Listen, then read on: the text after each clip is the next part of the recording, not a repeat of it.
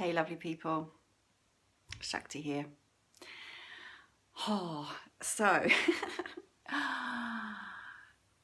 we're in lockdown. We've been in lockdown for, well, almost a year, not that far off a year now. And I know that a lot of people are getting pretty stir crazy. I know that it's a tough time for a lot of people, right? Me too.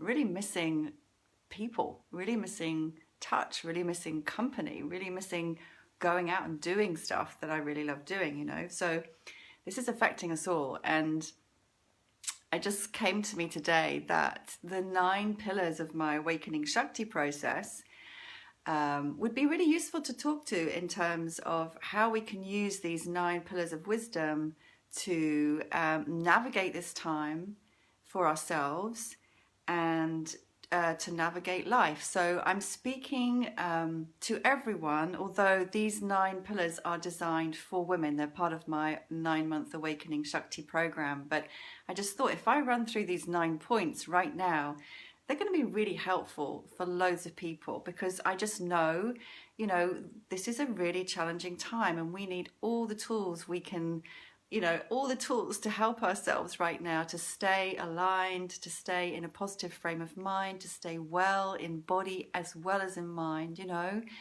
There are a lot of challenges. We're human beings, and I just thought this would be helpful. So here we go. I'm going to run through these 9 points. And hello. I can't see everything without my glasses on. I can see there are some people there. Okay.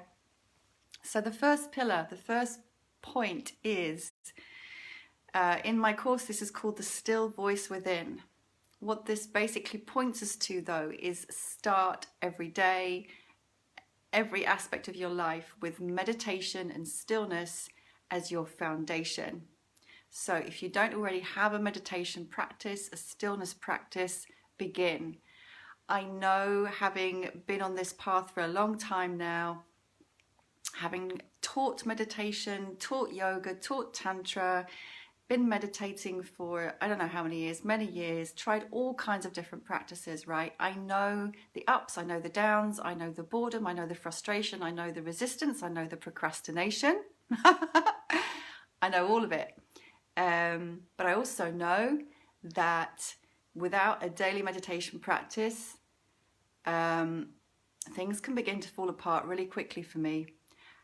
It's my rock, it's my anchor, it's my safe place, it's my bliss, it's my connection to God, it's my beingness. And the more I've maintained a consistent meditation practice in my life, the better person I've become, the easier it has been for me to navigate whatever is going on, you know, because challenges come and face us all. So number 1 is meditate. Find a way to access stillness every day. Absolutely fundamental. And the more busy you think you are and the more worried or anxious you think you are, meditate more. So that's the first one. And of course I can give guidance on all of these things, but I'm not going to do that now because, you know, it will go on too long. Second point in the Awakening Shakti course, we call this the fruits of feminine archetypes. Ultimately, we're working with archetypes to illuminate our shadow and our light. So this time right now is a wonderful opportunity. In fact, you know, we don't really have much choice. Your shit is going to come up. We're all in this container where the pressure is being put on, and the pressure is getting more and more and more intense. So you have your meditation, and then what's going to happen, regardless, is that your shadow is going to rise up. You're going to see yourself acting out. You're going to see your fears. You're going to see your anxieties. All of this stuff is going to come up. So shadow work is about acknowledging your shadow, seeing it, embracing it rather than running away from it. And right now you don't have so much choice to run away from things because you're being forced to confront yourself. And I know it's uncomfortable. I know from experience it can be really uncomfortable. But I also want to tell you from experience that the sooner you turn around and look, embrace, feel, acknowledge, process, integrate, the more you're going to expand, the stronger you're going to become, and the more gifts you're going to discover within your own being. Everything you need is here. And on the flip side of the shadow, of course, is the light. They are together. They are actually one.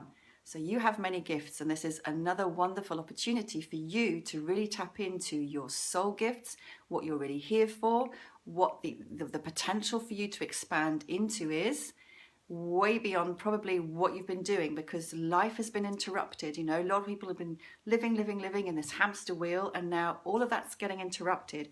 I know it's challenging. I know it pulls the rug out from under your feet, but this is also a perfect opportunity to look at your shadow and look at your light and reorientate yourself to your light in full awareness and embrace of your shadow. So shadow work, light work, and also a part of this this theme of working with archetypes is calling on energies, calling on deities, calling on angels, calling on goddesses and gods to support you. Invoke their energies into your life and into your being. It really does work. So if, for example, you're feeling stuck around money and abundance, which is a big thing for a lot of people now, of course, then invoke Goddess Lakshmi, or another goddess or a deity that you feel a particular affinity with. If you need to stand in your power more, then invoke Durga or Kali. So just these are a couple of examples. So number 1, meditate. Number 2, shadow and light work. And call on transpersonal energies for support. They will come. Third one, cycles, stages and natural rhythms. This is, again, particularly for women because my work is with women, but actually men have rhythms and cycles too. So there's a few aspects to this. Where are we in the cycle of life? Where are we in the cycle of the year? It's winter time. It's a time to go in, to reflect, to conserve our energy. So it's natural to want to hibernate a little bit. And of course, depending upon your nature, this may be a difficult time for you anyway, where there's less sunlight and less high energy, right? Because the energy of nature is naturally going in. It's a dark time. It's a time for reflection. But on top of that, where are you in your cycle? If you're a woman who is cycling and you're not already connected in with your cycle, begin to track your cycle, because this will give you information so that you're more aware of your moods and your energy levels and your sexual energy as well, so that you're flowing with your cycle rather than against it or without an awareness of it. And that can be really supportive. And another part of that too is then obviously a lot of us are connected in with the moon, not just your inner moon cycle. And again, that's going to impact you. So there are different ways that you can become more self-aware by looking at your cycle, by looking at your life stage, by looking at nature, and just becoming more conscious of how that's affecting you, because it's just simply self-supportive to understand yourself better and realize, you know, this is affecting me and it's going to pass. To recognize that life moves in expansion and contraction in waves, that there are the cycles and seasons of winter and autumn and summer and spring, and to be with that rather than to override it in a very masculine way. The feminine way is to be with our cyclicity, okay? So those are the first 3 points. The fourth point, how you can support yourself in lockdown and in life, is self-love. You know, this is spouted around so much, but I really mean this. Self-love. How does self-love look in action?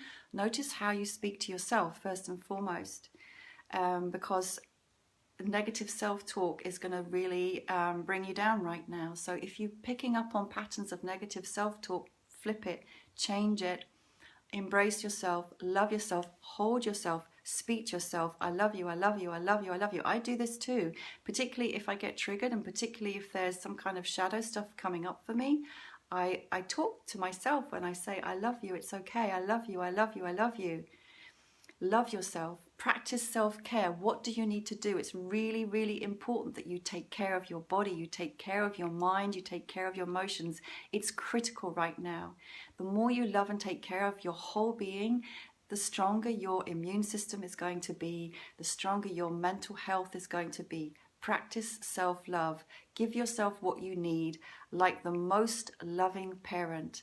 Parent yourself with unconditional love. It's superlative right now. Self-love.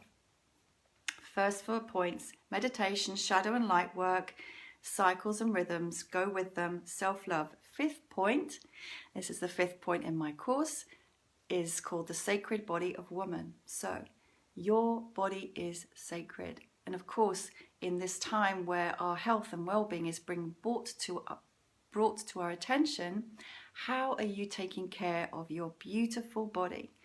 What are you feeding it? What are you drinking? What exercise are you doing? What movement are you doing? How are you touching yourself? How are you allowing yourself to be touched? Your body is sacred, and the more you recognize and honor this beautiful body at this time, the better you're going to feel, the more empowered you're going to be, the more love you're going to be able to give. But it starts with you honoring your body, not overriding. Do you need to take any supplements right now? I'm not a health expert, but I take supplements right now. I've been taking them since the beginning of this whole thing. I'm taking zinc, I'm taking vitamin C, I'm taking vitamin D, and I eat a pretty healthy diet. I drink loads of water, I dance, I practice yoga, I go for walks in nature every day. I self-pleasure my beautiful body, okay? So all of this is really important. I apply lotions and creams to moisturize my skin. This is part of taking care of your sacred body.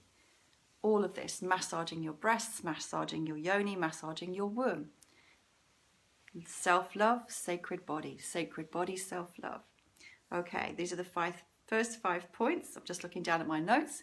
The sixth point and the sixth pillar of the Awakening Shakti process is authentic power and sovereignty. So this is really important right now because so many people are feeling disempowered. So many people are feeling powerless. So many people are identifying with a victim position as if something is being done to us. But just notice what happens to your energy when you begin to identify with those thoughts and beliefs of being a victim, of being someone who's having something done to them.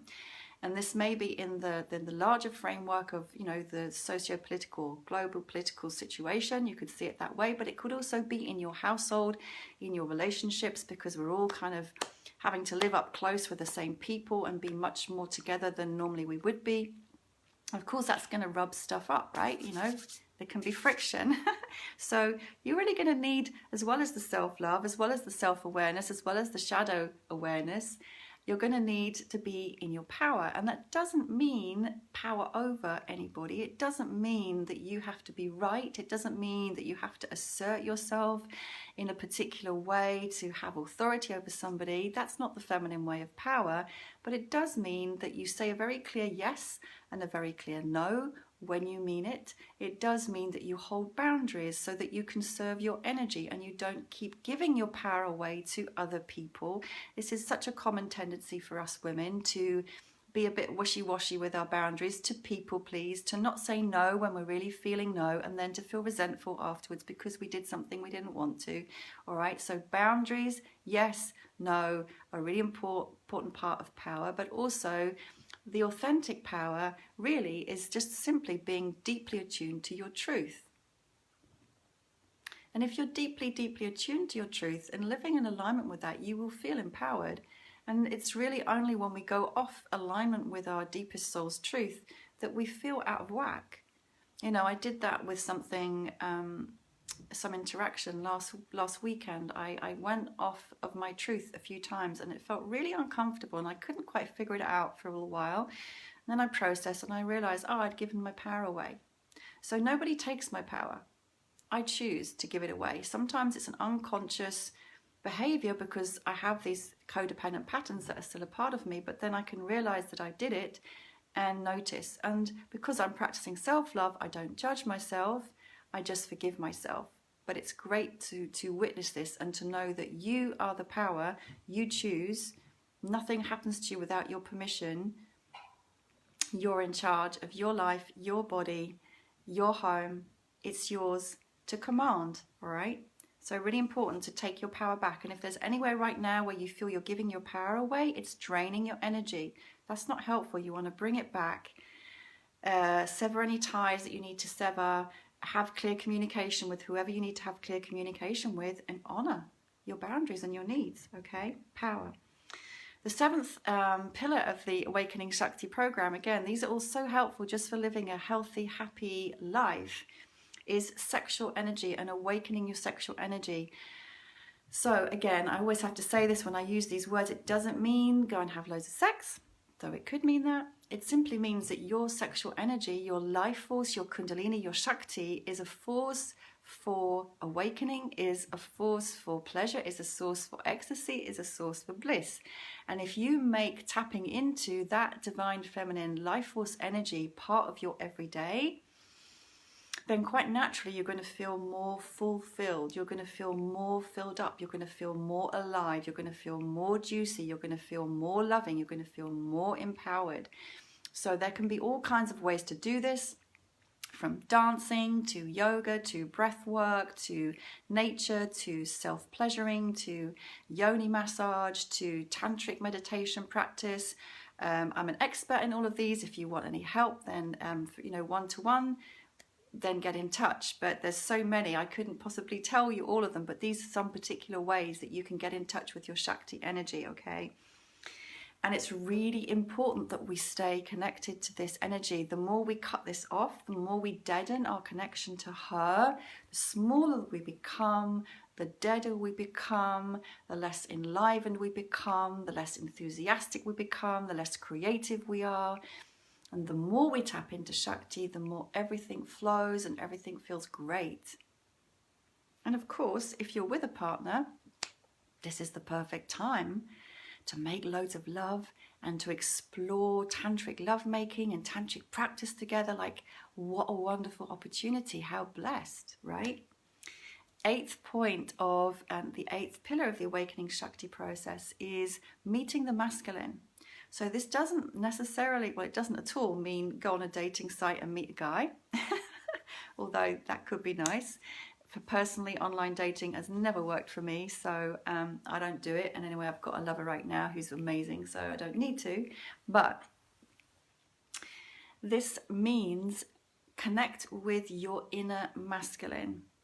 So your inner masculine brings into your body and into your being and into your life qualities such as purpose, direction, structure, logical thought, money, time, as well as the stillness and the consciousness that you begin to cultivate when you meditate.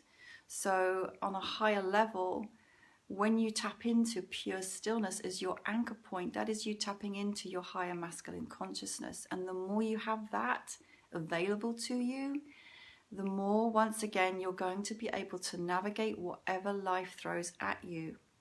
The feminine is flow, the feminine is energy, the feminine is emotion, the feminine is creativity. And if you're just that, you're going to be blown all over the place without any sense of rootedness or anchoring. You need your masculine with you, holding you, anchoring you, bringing his stillness, bringing his direction, bringing his focus, holding your emotions. You need that part of you there with you, in balance.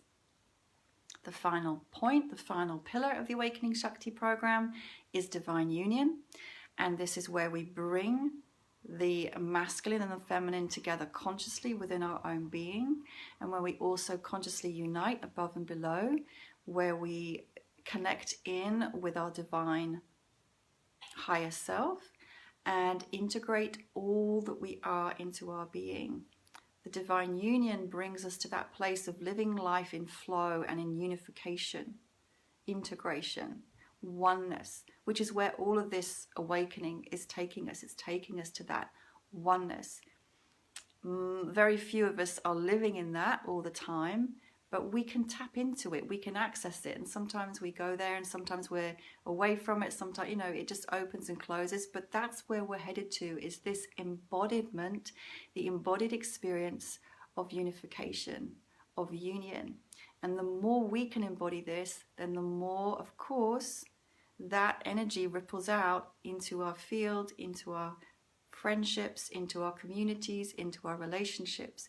And that's how we change the world. That's how the new earth is created, through more and more of us working with these pillars so that we become more embodied as awakened beings, shifting our consciousness, living in unification.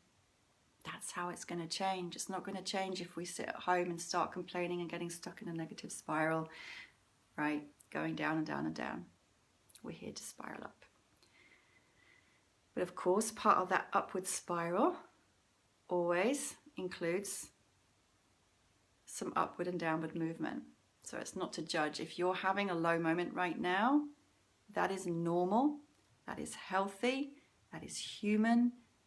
And the best thing you can do for yourself if you're there right now is to love and be with.